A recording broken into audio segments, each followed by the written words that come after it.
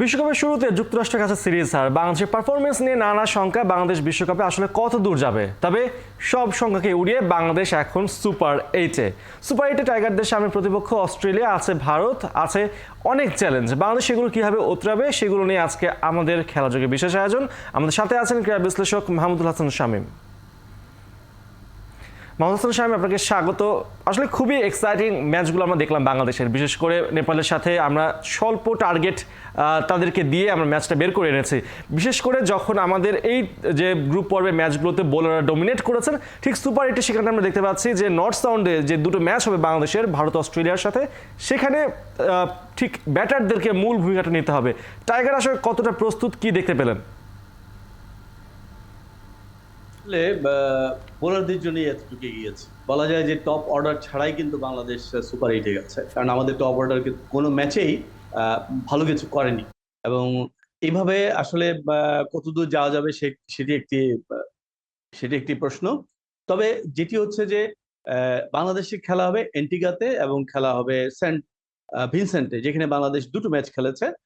এই উইকেটটি বাংলাদেশে পরিচিত। লাস্ট খেলাটা আফগানিস্তানের সঙ্গে এখানেই হবে এবং এন্টিগায় হবে ইংল্যান্ড, অস্ট্রেলিয়া এবং ভারতের সঙ্গে ম্যাচ। এখন জন্ম সনদ দিয়ে খোলো বিকাশ স্টুডেন্ট অ্যাকাউন্ট, নিজের বিকাশ নিজে কর। সেখানে কিন্তু অস্ট্রেলিয়া অলরেডি দুটো ম্যাচ খেলেছে এবং ইংল্যান্ডও দুটো ম্যাচ খেলেছে। না, অস্ট্রেলিয়া খেলেছে একটি ম্যাচ, ইংল্যান্ড খেলেছে দুটো ম্যাচ। তবে সেখানে এই বড় দুটো দলের মধ্যে শুধু ইংল্যান্ড প্রথমে ব্যাট করেছিল এবং সেখানে 122 রান করেছিল, আর অস্ট্রেলিয়া খেলেছিল নামিবিয়া এবং ওমানের সাথে, এবং সেখানে কিন্তু অস্ট্রেলিয়া খেলেছিল নামিবিয়ার সঙ্গে। সেখানে নামিবিয়া প্রথমে ব্যাট করে 72 রানই হয়ে যায়, প্যাকেজ হয়ে যায়।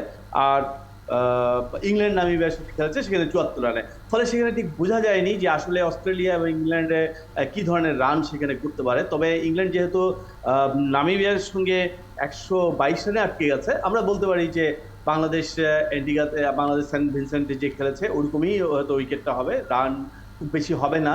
এবং আমরা অন্য যেগুলো বার্বাডোস বা অন্য জায়গায় যে খেলাগুলো আছে সেগুলো আমরা দেখতে পাচ্ছি যে অস্ট্রেলিয়া বড় রান করেছে, ইংল্যান্ডও রান করেছে, স্কটল্যান্ডও বড় রান করেছে। তবে বাংলাদেশের জন্য ভালো এটা যে বাংলাদেশে যে ধরনের উইকেটে খেলে আমরা সম্ভবত এন্টিগাতে সেই উইকেটটা পেতে যাচ্ছি। ফলে আমরা আশাবাদী হতে পারি। আমাদের আশা করার আরো বড় স্কোপ রয়েছে, সেটি হচ্ছে যে আমাদের টপ অর্ডার কোনো জায়গায় কাজ করছে না ওইভাবে, এবং সেই টপ অর্ডার যদি এই সুপার 8-এ এসে কোনোভাবে নিজেদের ফিরে পায়, তাদের অন্তত একজন দুজন যদি একটু ভালো রান করেন, তাহলে আমাদের বোলারদের আমরা যে সামর্থ্য দেখেছি, এবং আমি মনে করি যে এবারে বিশ্বকাপে সম্ভবত সেরা বোলিং ইউনিট হচ্ছে আমাদের বোলিং ইউনিট। অবশ্যই সে বিষয়ে আসলে কোনো সন্দেহ আপাতত আমরা দেখতে পাইনি যে বাংলাদেশের বোলিং ইউনিট ছিল আসলে এক কথায় আউটস্ট্যান্ডিং। তবে এরপরে আসলে বাংলাদেশের অবস্থাটা এখন কেমন সেটাও জানা দরকার। অস্ট্রেলিয়া, ভারত ও আফগানিস্তানকে হারানোর সামর্থ্য আসলে বাংলাদেশ জাতীয় দলের রয়েছে, সেটাই বলেছেন বাংলাদেশ জাতীয় দলের সাবেক অধিনায়ক রকিবুল হাসান। কেমন হবে বিশ্বকাপের সুপার 8-এর লড়াই, সেই কথা শুনেছেন সেখান থেকে নাহিয়ান বিন জসিম। রকিবুল হাসান বাংলাদেশের এক্স ক্যাপ্টেন, বীর মুক্তিযোদ্ধা। তিনি গিয়েছেন, খেলা দেখেছেন, নিজে খেলেছেন। সেকেন্ড রাউন্ডে তো বাংলাদেশ অলরেডি চলে গিয়েছে। কি মনে হচ্ছে বাংলাদেশ তো আসলে সেখানে শক্তিশালী দলগুলোর বিপক্ষে খেলতে হবে, ইন্ডিয়া, অস্ট্রেলিয়া, আফগানিস্তান সবকিছু ঠিকঠাক থাকলে। রাইট, আপনার প্রেডিকশন কি আসলে এই যে তিনটা দলের সঙ্গে বাংলাদেশ আসলে কেমন করবে? এই তিনটা দলের এগেনস্টে কিন্তু আমাদের অতীত ইতিহাস যদি ঘাটি আমরা কিন্তু ম্যাচ জিতেছি। এটা না যে আমরা অন্য ভার্সনে হয়তো জিতেছি বা যাই জিতেছি। টি-20 ক্রিকেটটা এমন একটা ক্রিকেট, এটা হলো যাকে বলা হয় যে if you miss out 2 over আপনি যদি মিস করে যান এখানে, তাহলে কিন্তু you could be in trouble, because আপনার পার্থক্যটা বড় দল আর ছোট দলের মধ্যে খুব কম থাকে।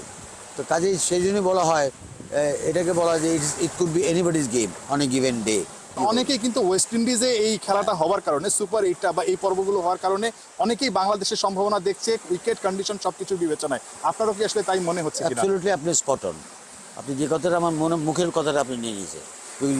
ইউনাইটেড স্টেটসে উইকেটগুলো কিন্তু আইডিয়াল ছিল না ফর পাওয়ার প্লে ওরকম আমাদের জন্য, বাট এই ওয়েস্ট ইন্ডিজ হলো একটা টেস্ট প্লেইং কান্ট্রি।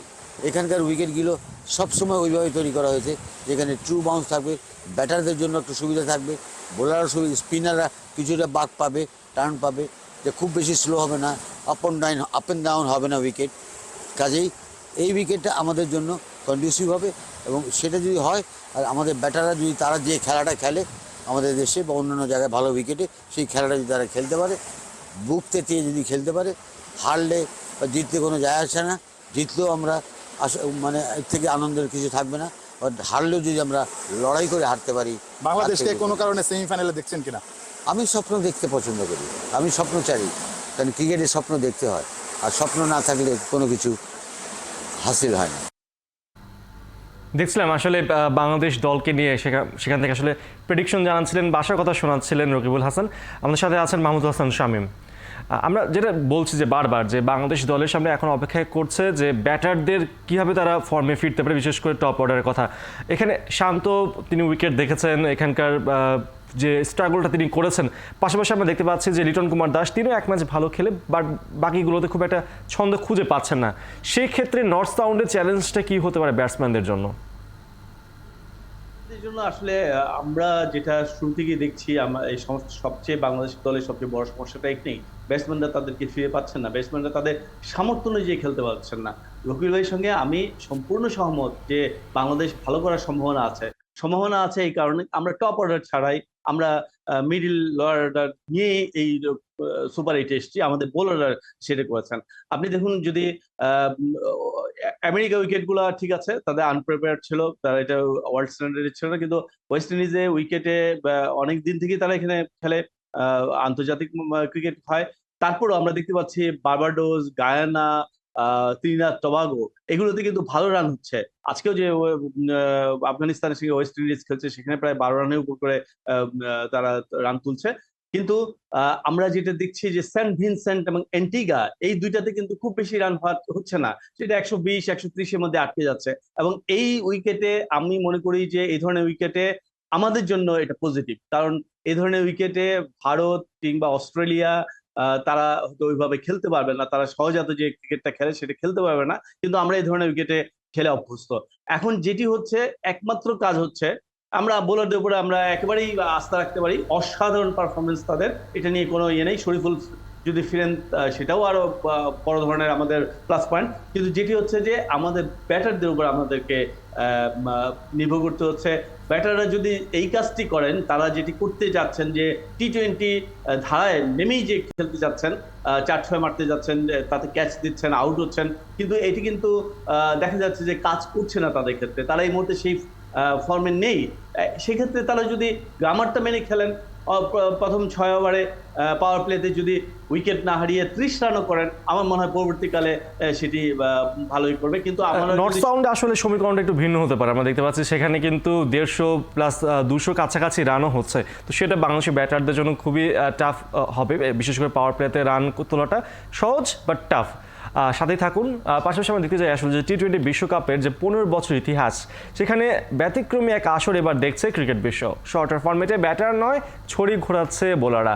বড় রান আশায় মাইকেল ভন, মিকি আর্থারদের কাছে বিশ্বকাপের উইকেট এরই মধ্যে কাঠগড়ায়। তবে সহযোগী দেশগুলো তাদের বোলিংয়ে বড় দলগুলোকে যে খাবি খাওয়াতে পারে তার প্রমাণ প্রায়ই দেখা গেছে এবারের আসরে।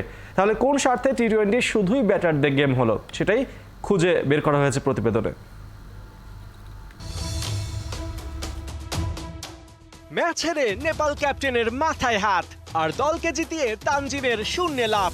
শুধু তানজিমই নন, এই দাপটে সাকিব থেকে মোস্তাফিজ, তাসকিন থেকে রিশাদ, সবাই যেন এক একটা আগুন। তবে সুপার 8-এ উঠলেও টাইগারদের ব্যাটিং নিয়ে সন্তুষ্টি যেন ঠিকঠাক মিলছেই না। তানজিদ, লিটন, শান্ত, জাকের কেউ লড়ছেন রান তুলতে, কেউ স্ট্রাগল করছেন ধারাবাহিকতা পেতে। গ্রুপ পর্বে অনেকটা একই দশা ছিল সাউথ আফ্রিকা, নিউজিল্যান্ড, পাকিস্তান আর ইন্ডিয়ার। প্রশ্ন ওঠা স্বাভাবিক, ব্যাটারদের এই রান খরার সব দোষী কি তাদের? এবারের বিশ্বকাপে বড় ফ্যাক্টর হয়ে দাঁড়িয়েছে উইকেট রানের জন্য, যেখানে ঘাম ছুটছে ব্যাটারদের। পাকিস্তানের সাবেক কোচ মিকি আর্থারের চোখে বিশ্বকাপের পিচ ভেরি পুয়ার। সাবেক ইংলিশ ক্যাপ্টেন মাইকেল ভনের কাছে যা শকিং, ওয়াসিম জাফরের জন্য টি-20 নয়, অনেকটা টেস্টের আদর্শ উইকেট। কিন্তু কথা যখন আসে ক্রিকেটিং এক্সাইটমেন্টের, তখন এই আলেমীয় কথাগুলো কতটা যৌক্তিক? প্রথমে চিন্তা করুন, বাংলাদেশ বনাম নেপাল, যুক্তরাষ্ট্র বনাম পাকিস্তান, আফগানিস্তান বনাম নিউজিল্যান্ড ম্যাচ। কদিন আগেও এই ম্যাচগুলোতে জয়ী দল কে হবে তা আগে ভাগেই চোখ বুজে বলা যেত, কিন্তু চলতি বিশ্বকাপে সব হিসাব পাল্টেছে। লো প্রোফাইল ম্যাচও হয়েছে হাই ভোল্টেজ। এক্সাইটমেন্টের বিচারে যা ছিল 100-তে 100। দ্বিতীয়ত, ক্রিকেটের বিশ্বায়ন। ক্রিকেটের অভিভাবক হিসেবে আইসিসির 115 বছরের পথ চলায় ফুল মেম্বার কান্ট্রি মাত্র 12টা, যেখানে প্রায় একই সময় প্রতিষ্ঠিত ফিফার সদস্য দেশ 211। ক্রিকেটের বিশ্বায়ন করতে গেলে যেখানে লেভেল প্লেইং ফিল্ড করা দরকার, সেখানে আইসিসির উঠবস হয় বড় দলগুলোর কথায়। তাদের প্রেসক্রিপশনেই মূলত টি20 হয়ে উঠেছে ব্যাটার্স গেম। অথচ উইকেট যদি ব্যাটিং না হয়ে বোলিং ফ্রেন্ডলি হয়, তাহলে ছোট দলগুলোও যে ভয়ঙ্কর হতে পারে, বড় দলকে নাকানি চুবানি খাওয়াতে পারে, তার উদাহরণ এবারের বিশ্বকাপ। পাকিস্তানের বিপক্ষে যুক্তরাষ্ট্রের জয়, নিউজিল্যান্ডের বিপক্ষে আফগানিস্তানের বিগ উইন, বাংলাদেশের চোখে চোখ রেখে নেপালের লড়ে যাওয়া তারই প্রমাণ। মূলত টি20তে ব্যাটিংকে প্রায়োরিটি দেয় বোলাররা এই ফরম্যাট হয়ে গেছে সৎ সন্তান। কিন্তু বোলিংও যে ক্রিকেটের একটা পার্ট, 4 ছক্কার মতো উইকেট পড়াতেও যে আনন্দ আছে, সেটা বেমালুম ভুলে গেছে এখনকার সময়ের হাইব্রিড ক্রিকেট বোদ্ধারা।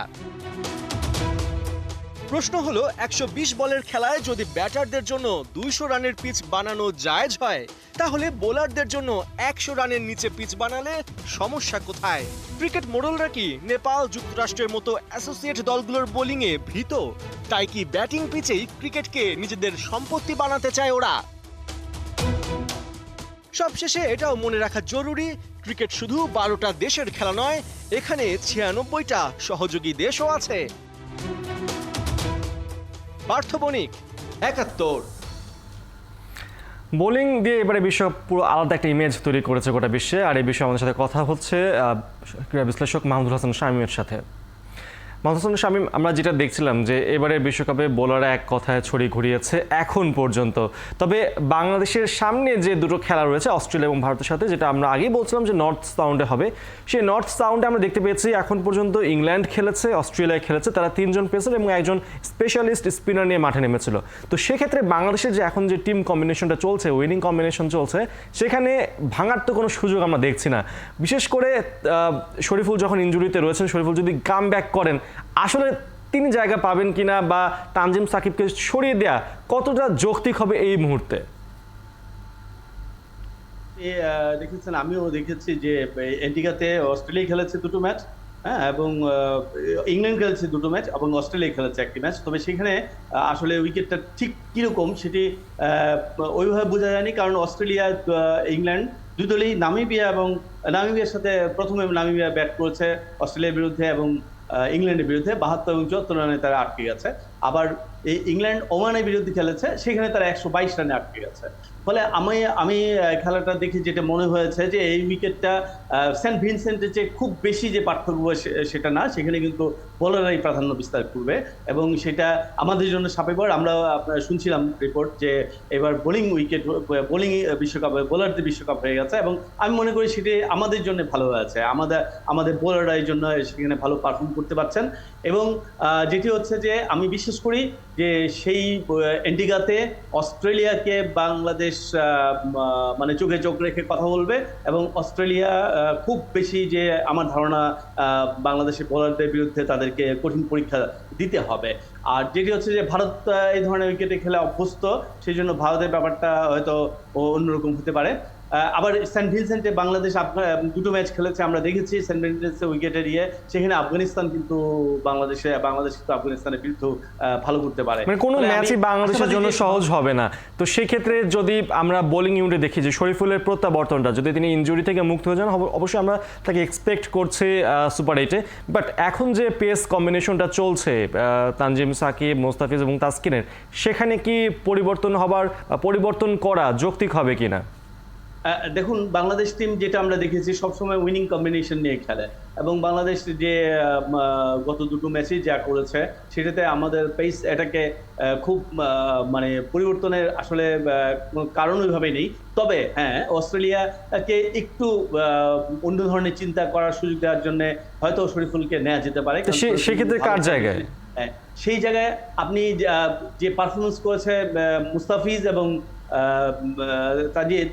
তানজিম সাকিব, সেই পারফরমেন্সের পরে এদের দুজনকে বাদ দেওয়ার কোনো উপায় নেই, এবং তাসকিনেও ভালো ফর্মে আছেন, কিন্তু তারপরও মনে হয় যে যদি পরিবর্তন করতে হয় তাহলে হয়তো তাসকিনের জায়গায় শরীফুলকে নেওয়া যেতে পারেন, তার কারণ তাসকিনকে নিয়ে বেশি কাটাছেঁড়া করবে, চিন্তা ভাবনা করবে অস্ট্রেলিয়া, এবং সেখানে শরীফুল যদি আসে তাদের জন্য একটা নতুন মানে চমক হতে পারে। এই পরিবর্তন ছাড়া আমি বোলিং ইউনিটে পরিবর্তনের অন্য কোনো কারণ দেখিনি। বাংলাদেশ উইনিং কম্বিনেশন নিয়ে দেখেছি সবসময় খেলে, সম্ভবত কোনো পরিবর্তন করবে না, করলেও বাংলাদেশ তো আসলে যে বোলিং পিচগুলো পেয়েছে 3টা ম্যাচে, সেখানে বোলাররা তার পুরোপুরি ফায়দা তুলতে পেরেছে, আমরা দেখেছে। কিন্তু এখন যে পিচে খেলা হবে প্রথম 2টা ম্যাচ অস্ট্রেলিয়া আর ভারতের সাথে, ব্যাক টু ব্যাক 2 দিনেই খেলা আছে বাংলাদেশের, সেক্ষেত্রে সেই পিচে রানটাও খুব সহজেই আসছে। তো টপ অর্ডারের জন্য এই রান করা, যেহেতু বোলাররা পেরেছে, এখন মানে আমাদের টপ অর্ডারের ব্যাটারদের ক্ষেত্রে আসলে এই কথাটা প্রযোজ্য, তারা কতটা ইজিলি রান তুলতে পারবেন এখানে, কারণ আমরা দেখেছি শান্ত তিনি ফর্মে নেই, বাট তার ক্যাপ্টেন্সি দিয়ে তিনি সেটা পুষিয়ে দিচ্ছেন, বাট দিন শেষে কিন্তু পারফরমেন্সটাই কাউন্ট হয়। সেটাই, যেটা হচ্ছে যে আমাদের মূল কনসার্ন সেই আমাদের ব্যাটারদের নিয়ে, ব্যাটাররা তাদের সামর্থ্য অনুযায়ী খেলতে পারছেন না, মানে 120% দেওয়া না, তারা 100%ই ধারে কাছেই যেতে পারছেন না তাদের যে সামর্থ্য আছে। সেই জন্য আমরা আশা করবো তারা ফিরে আসবেন। আপনি দেখুন, আমরা অনেক কথা বলেছি তানজিম সাকিবকে নিয়ে, কেন নেওয়া হলো, কেন সাইফুদ্দিনকে বাদ দেওয়া হলো। তানজিম সাকিবের হয়তো আসার সম্ভাবনাই ছিল না, কিন্তু চান্স পেয়ে কিন্তু সে তার সামর্থ্যটুকু প্রমাণ দিয়েছে, এবং আমরা ভুল করেছি, ভুল ভেবেছি, ভুল কথা বলেছি, সেটি সে মাঠে পারফরমেন্সে প্রমাণ করেছে। আমাদের লিটন, আমাদের শান্ত, তাদের তো সেই এবিলিটি আছে, আমরা দেখেছি যে তারা খেলতে পারেন, তারা অতীতে খেলেছেন, এবং এখন যদি তারা সেই ফর্মটা ফিরে পান, ধারে কাছেও যদি ফিরে পান, তাহলে কিন্তু আমাদের ভালো হবে। তবে আমি আপনাকে আবারও বলছি যে এন্টিগাতে হয়তো খুব বেশি রান হবে না, সেটি কিন্তু 120-30-এর মতোই সম্ভবত উইকেট আমার ধারণা। সেখানে অস্ট্রেলিয়াকে বাংলাদেশের সঙ্গে খেলতে হলে আমার ধারণা যে সেখানে একটা লড়াই হবে, বাংলাদেশ লড়াই করবে, জয় পরাজয়টি পরের ব্যাপার, প্রত্যেক ম্যাচে কেউ না কেউ জিতবে, কেউ হারবে। আমরা যেটি চাই সেটি হচ্ছে যে আমাদের দলকে আমরা দেখতে চাই যে তারা ফাইট করে হেরেছে। নেপালিজরা দেখেন, তারা খুব খুশি, তারা হেরেছে, তারা কিন্তু খুব খুশি যে তারা ফাইট করে হেরেছে। আমরাও সেরকম চাই যে অস্ট্রেলিয়া, ইংল্যান্ড, ইন্ডিয়া, এগুলো বড় বড় নাম, বহুবার তাদের শিরোপা জয়ের, অনেক শিরোপা জয়ের অভিজ্ঞতা আছে, তাদের অনেক বড় ঐতিহ্য রয়েছে, দীর্ঘ ইতিহাস রয়েছে, সাফল্যের বিশাল ভান্ডার রয়েছে। সেই ক্ষেত্রে আমরা সেখানে অবশ্যই আন্ডারডগ হিসেবে খেলবো, কিন্তু টি-20 যেটা হচ্ছে, রবিউল্লাহ যেটা বলছেন যে এটা ছোট বড় বলে কোনো দল নেই, এবং সেইখানে আমি মনে করছি যে এন্টিগার যে উইকেট এবং সেন্ট ভিনসেন্টের যে উইকেট, সেখানে বাংলাদেশের বোলাররা ভালো করবেন, আমাদের ব্যাটাররা যদি একটু সাপোর্ট দেন, তাহলে অস্ট্রেলিয়াকেও আমরা হারাতে পারবো না। অবশ্যই ছোট বড় দলের যে ব্যবধান সেটা এবার অনেকটাই কমে এসেছে। বিশেষ করে আপনি যখন বলছিলেন যে ব্যাটারদের কথা, আমরা দেখতে পাচ্ছি যে আমরা মাহমুদুল্লাহ রিয়াদ রয়েছেন, সাকিব আল হাসান রয়েছেন মিডল অর্ডারে, তারা আসলে একটা ম্যাচে ভালো করছেন বা 2টো ম্যাচে ভালো করছেন, বাট এরপর আবার সেই রানের খরায় ভুগছেন। তো বিশেষ করে সাকিব আল হাসানকে আমরা দেখেছি যে নেপাল ম্যাচে তিনি এনজয় করেছেন মাঠে, ক্যাচ ধরার পর জিভ বের করে যেভাবে তিনি আসলে একটা এক্সপ্রেশন দিয়েছিলেন, এবং মাঠের বাইরে যখন তিনি বসে থাকেন ব্যাটিংয়ের সময়, তখনও তার মুখে যে এক্সপ্রেশন থাকে, অল ওভার দ্য সিনারিও আমরা দেখতে পাচ্ছি তিনি খুব এনজয় করছেন। হয়তো তার শেষ ওয়ার্ল্ড কাপ, এটা টি-20 ওয়ার্ল্ড কাপ। তো সেই ক্ষেত্রে সাকিব আল হাসানের পারফরমেন্স কিভাবে দেখছেন? না, সাকিব আল হাসান আসলে আমাদের দীর্ঘদিন ধরে আমাদের জাতীয় দলকে সাপোর্ট দিয়েছেন। বাংলাদেশে দেখবেন যে যত প্রথম কৃতিত্ব জয়ের বিভিন্ন দলের ক্ষেত্রে, বিভিন্ন সিরিজে, বিভিন্ন দলের বিরুদ্ধে, তার ম্যাক্সিমামটি হচ্ছে Shakib Hasan man of the match অথবা ম্যান অফ দ্য সিরিজ ছিলেন, কিন্তু দুর্ভাগ্যবশত তার শেষ বিশ্বকাপটি থেকে তিনি নিজেকে খুঁজে পাচ্ছেন না। অনেকে বলছেন যে চোখের সমস্যা আছে, সেই কারণে এটা হচ্ছে। তবে আমার ধারণা যে সুপার 8-এ ওঠাটা এবার বাংলাদেশের জন্য একটা মানে বড় ধরনের অ্যাচিভমেন্ট বলবো আমরা। আমাদের যে সাম্প্রতিক যে ব্যাকগ্রাউন্ড, সাম্প্রতিক দলের যে অবস্থা ছিল, যে পরিস্থিতি ছিল, সেইখান থেকে সুপার 8-এ ওঠাটা আমাদের দলের জন্য একটা বড় সাফল্য, এবং এইটি হয়তো আমাদের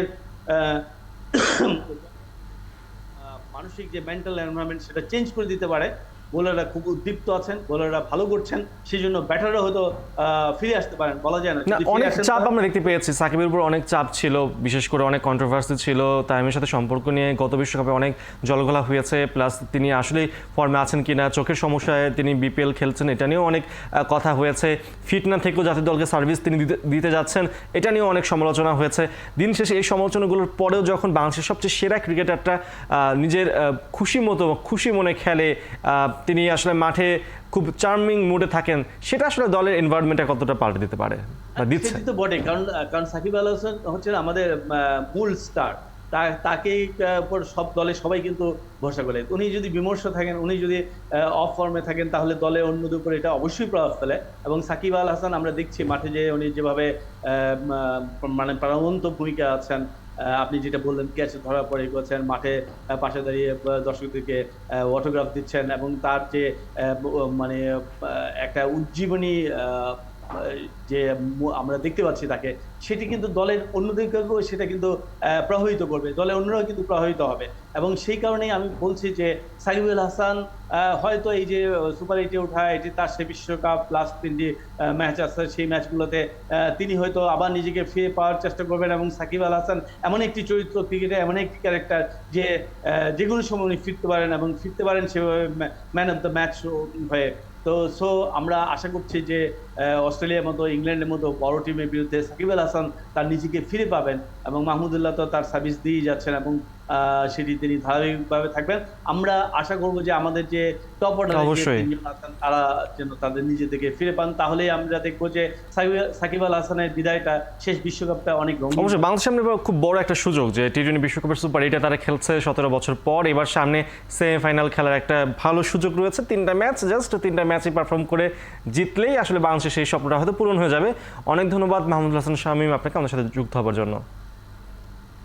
দর্শক, কথা বলছিলাম বাংলাদেশের বিশ্বকাপ জার্নি নিয়ে, সাথে ছিলেন আমাদের সাথে ক্রীড়া বিশ্লেষক মাহমুদুল হাসান শামীম। আর এই পর্যায়ে নিচ্ছে একটি বিরতি, 71-এর সাথেই থাকুন।